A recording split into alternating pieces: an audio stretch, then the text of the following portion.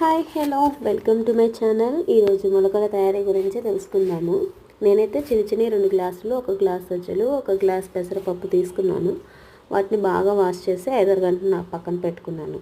తర్వాత ఒక తడి క్లాత్లో ముందుగా నానబెట్టిన సజ్జలను, పెసరపప్పుని వేసి బాగా గట్టిగా మూట కట్టాను. ఇక్కడ నేను టవల్ని యూస్ చేసుకుంటున్నానండి. ఏదో ఒక క్లాత్, పచ్చిఫైనా ఏదో ఒకటి యూస్ చేసుకోండి. అవైలబుల్లో ఉన్న క్లాత్ని తీసుకోండి. తర్వాత ఒక రాత్రంతా బరువైన వాటి కిందనో లేదా గాలి తగలకుండా ఒక గిన్నెలోనైనా ఉంచాలి. తెల్లవారాక చూస్తే సజ్జలు, పెసరపప్పు మొలకలు వస్తాయి. ఇదేనండి మొలకలు తయారు చేసుకోవడం. మీరు కూడా తప్పకుండా ట్రై చేయండి. నచ్చితే లైక్ చేయండి, షేర్ చేయండి. మరిన్ని వీడియోస్ కోసం మా ఛానల్ని సబ్స్క్రైబ్ చేయండి. Thank you for watching.